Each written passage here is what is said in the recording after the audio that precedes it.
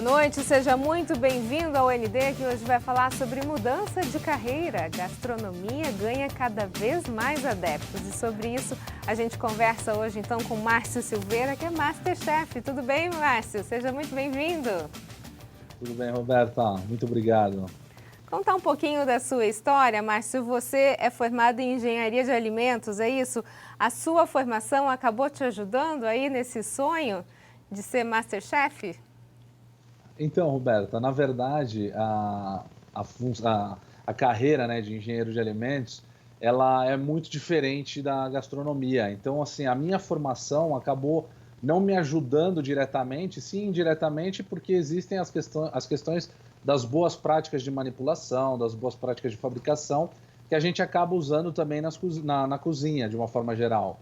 Mas a formação em si, em engenharia de alimentos, é completamente diferente da gastronomia, coisas que as pessoas confundem bastante.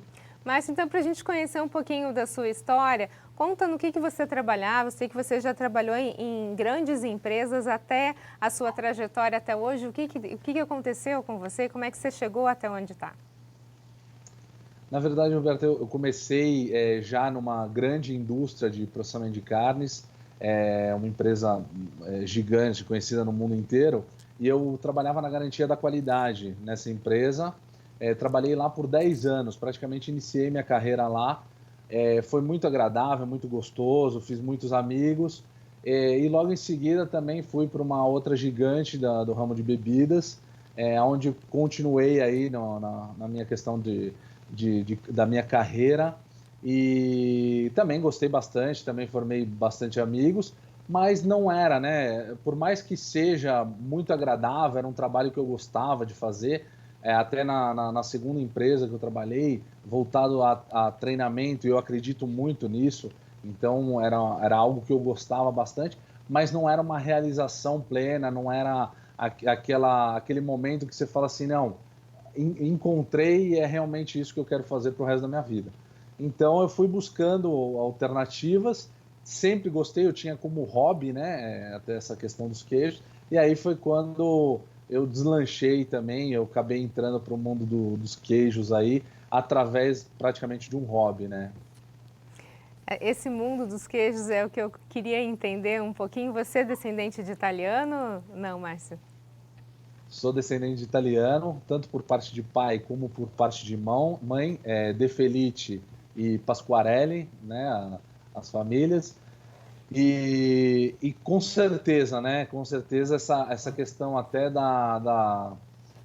dessa herança, né, da própria gastronomia italiana, e a questão dos queijos. Para mim, os melhores queijos são os queijos italianos, sem dúvida. Teve alguma nona que te ajudou aí nessa empreitada? Interferência das avós, É, não? sim, sim. As minhas É. avós sempre cozinharam muito bem. É, a questão da gastronomia em si, né, da culinária italiana, eu tive bastante influência das minhas duas avós.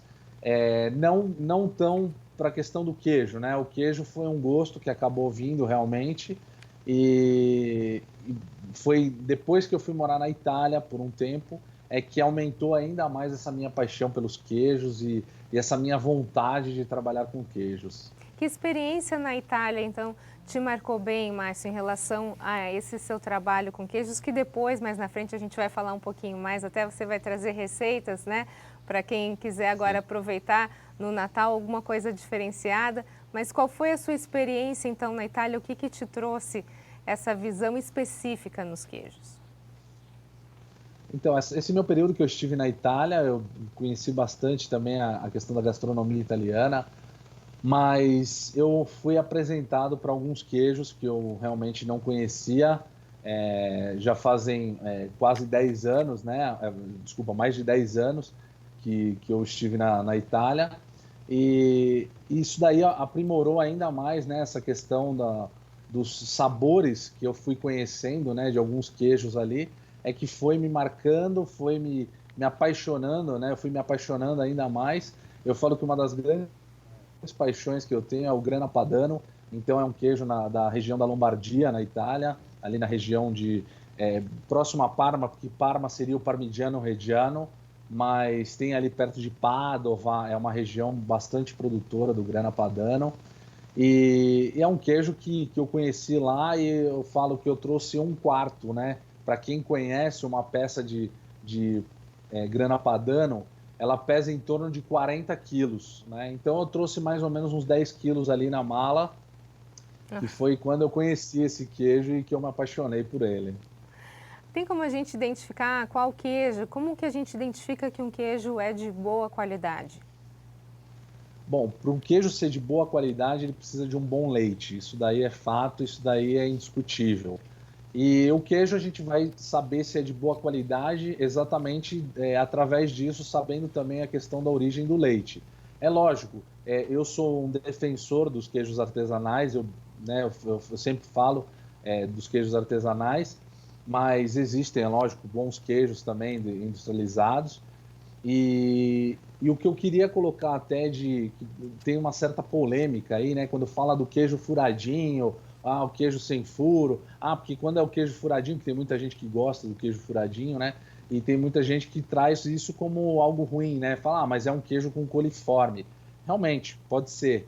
Mas existe também a possibilidade de prensagem de massa, de utilização de fermentos, de uma fermentação própria do queijo. Então é muito relativo essa questão de que porque tem furinho é um queijo que não presta tanto. Isso daí é mito. Isso não é um padrão, então, é isso? Não, não é para ser observado, não tem como dizer, não, se esse queijo tem muito furinho, é porque ele é um queijo que está contaminado, é um queijo ruim, isso daí não dá para se avaliar assim, a não ser com uma análise microbiológica, porque não é através simplesmente de olhando que vai dizer, não, porque pode ser isso tudo, pode ser uma bactéria boa, que teve uma certa fermentação ali, de repente utilizou-se demais aquela bactéria, e aí se fermentou demais e ela criou realmente aqueles furinhos. Isso daí é do próprio queijo. Então é muito relativo, não dá para a gente afirmar que é um leite de má qualidade ou é um queijo de má qualidade. Agora, Márcio, você estava falando sobre a questão do leite em relação ao queijo. A gente tem hoje no mercado os queijos sem lactose. Isso é uma afronta quando a gente fala do mercado de queijos, você utilizar leite sem lactose? Não, eu não vejo dessa forma, porque existem até muitas pessoas que são intolerantes, então a gente sabe que a lactose é um dos açúcares que tem no leite, e como existe essa certa intolerância, ele acaba sendo positivo para as pessoas poderem consumir, aquelas pessoas que têm essa intolerância. Com relação ao queijo, aqueles queijos que são mais frescos, eles possuem uma certa quantidade de lactose. Porém, queijos mais maturados, por isso que existem pessoas que são intolerantes à lactose, mas elas podem, de repente, consumir um queijo que tenha uma maturação de 6 meses, até um pouco menos, talvez, mas 6 meses, 1 ano. Por quê? Porque aí a lactose já foi toda embora. A lactose ela vai sendo consumida pelas bactérias, né, pela própria fermentação que está tendo o queijo, e aí esse queijo se torna um queijo sem lactose. Então, aqueles queijos mais maturados, eles já tem um teor de lactose muito mais baixo do que aqueles queijos mais frescos. Tá aí, então, uma dica importante. A gente vai para um rápido intervalo e, na sequência, a gente continua nosso bate-papo com Márcio Silveira, Masterchef. Não sai daí, um minutinho. Eu volto já.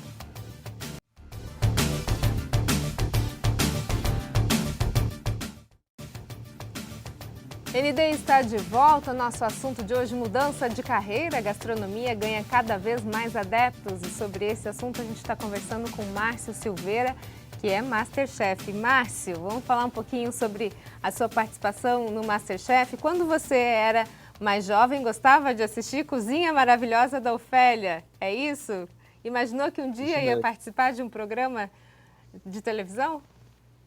Nunca, nunca, ainda mais voltado, né, à questão de gastronomia, algo que eu gosto tanto, e eu sempre assisti, né, a Cozinha Maravilhosa da Ofélia. Eu lembro quando criança, né, que minha mãe, minhas avós assistiam e eu ia no embalo e gostava bastante também, e depois até o chefe Alan Espejo também me inspirou bastante. E aí depois eu fui participar do Masterchef, então eu fui cair na TV dentro de um programa de um talent show de gastronomia. Conta pra gente, então, como é que foi essa sua experiência no MasterChef? Foi esse ano, certo? Foi esse ano, foi o episódio 17, onde eu participei, foi o prato tiramisu, né, que é um doce tipicamente italiano. Então foi isso que me deixou um pouco chateado, né, que quando eu saí realmente na prova do tiramisu. Então isso daí realmente me deixou um pouco triste, né, e me culpando um pouco também por conta disso aí. Mas depois eu fui vendo, até conversando, né, com algumas pessoas da Itália, que eu falei até com a Sara Rigoni, que foi a campeã do Tiramisu World Cup do ano passado, e ela me falou exatamente isso. O problema do tiramisu é que qualquer um faz, só que o problema são as proporções, que não são tão simples, não, né, é uma coisa um pouco mais difícil. Mas a experiência em si de participar do MasterChef, para mim já foi uma grande vitória. Repercussão do programa. Ah, total, né? Então isso daí é uma coisa que não tem como. Hoje em dia todo mundo assiste o MasterChef, todo mundo gosta, é um programa, é um reality show que as pessoas acabam escolhendo, né? Agora nesse novo formato, que cada semana são 8 novos participantes, acaba toda terça-feira alguém escolhendo um dos 8 ali para a torcida. E eu agradeço até toda a torcida que eu tive, que eu recebi bastante mensagem, muita gente dizendo, poxa, você mandou muito bem, mas aquela cozinha, a pressão é difícil mesmo, e realmente, né? A questão do tempo, a questão dos 3 mestres ali, né? Que a gente fala, né? Do Fogaça, o Jacan e a Sim. Paola. Então, ali a gente acaba fazendo a gente tremer um pouquinho na base ali, mas realmente é uma experiência fantástica, é algo assim que eu vou levar para o resto da minha vida, isso aí eu não tenho dúvida. Agora, Márcio, ser um chefe de cozinha parece que tomou uma nova proporção dos últimos anos para cá, né? Muitas pessoas estão se identificando com a culinária, com a gastronomia, trocando até as suas profissões. Tem sido uma alternativa nesse momento que a gente está vivendo. Para você, fez muita diferença participar de um evento como esse? Foi um marco na sua história? Você contou toda a sua trajetória, já a infância, né, a interferência das avós nessa questão da culinária, gostava do programa Cozinhando com Ofélia, ou seja, já tem uma trajetória desde a infância, não foi alguma coisa da moda que aconteceu com você. Mas hoje a gente percebe muitas pessoas embarcando nesse mundo da culinária meio que no modismo. Como é que você vê isso? A gente tem chefes e chefes? Sim, com certeza. Eu até falo, né? A minha escolha da minha faculdade, da minha formação, que a gente falou no início, falando da Faculdade de Engenharia de Alimentos, é lógico, eu falo que com 17, 18 anos, a gente, para escolher uma profissão, às vezes é muito difícil. E a gente ter que bater o martelo ali e falar, não, eu quero estudar isso porque é isso que eu quero fazer para o resto da minha vida. E quando eu bati o martelo falando de engenharia de alimentos, eu pensei muito focado nessa questão também de gastronomia. Então, porque não era um curso tão comum, que nem hoje, que nem você falou, virou muito modismo, né? Então, tem EAD, tem faculdade de gastronomia, aonde você vai tem uma faculdade de gastronomia. Na época que eu fui estudar, não tinha essa repercussão toda. E eu escolhi engenharia de alimentos muito voltado para isso, achando que tinha alguma coisa semelhante ou parecida. E aí, depois estudando, eu fui ver que não tinha absolutamente nada a ver. Quando eu comecei a fazer fenômeno de transporte, cálculo 1, cálculo 2, química dos alimentos, etc.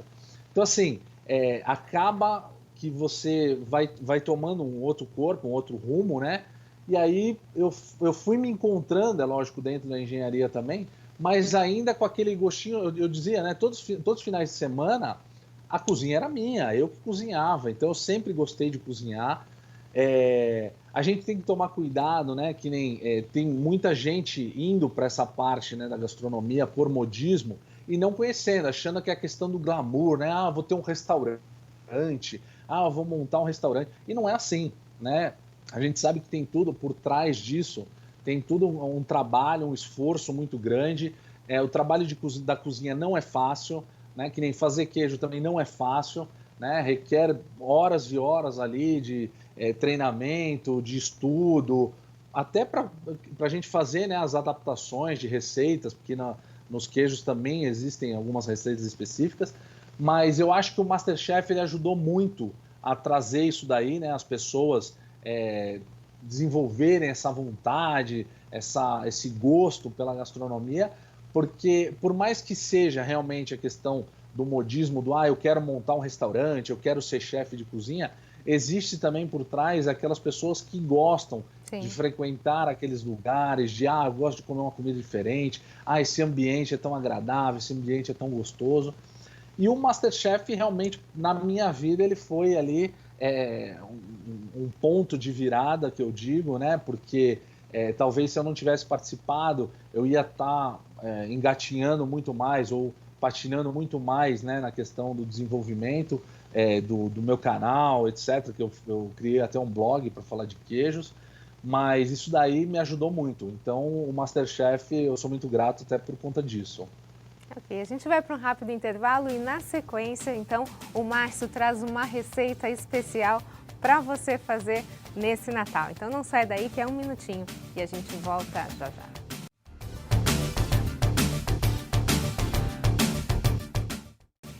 ND está de volta e nesse bloco agora, Márcio Silveira, Masterchef, vai trazer dicas de pratos para esse Natal. Vamos lá, Márcio, o que a gente pode fazer de diferente então agora para esse Natal?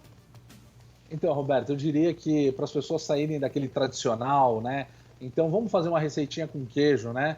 Então o que eu deixo aqui de receita é que fica uma delícia para a gente servir aí de uma entrada no Natal. Canapé, como se fosse um canapé, né? O Vulavan de gorgonzola e pera. Então é muito facinho de fazer. O Vulavan é uma massa folheada que ele vai se tornar um copinho, né? E aí a gente vai rechear esse copinho com uma mistura de mascarpone, gorgonzola, pera e um pouquinho de creme de leite também. Então vai fazer um creminho realmente. E aí a gente vai encher todos esses copinhos. Se não tiver o mascarpone, pode usar o cream cheese. E essa receita ela vai estar disponível no meu canal do YouTube. Pode procurar lá a Faca e o Queijo blog ou no meu blog www.afacaeoqueijo.com. Então essa e muitas outras receitas, né, Márcio? As pessoas podem conferir então tanto no seu canal do YouTube quanto no seu blog. E a gente vai se deliciar então nesse Natal. Márcio Silveira, muito obrigada pela sua participação. Sucesso aí com a Faca e o Queijo. Obrigado, Roberta.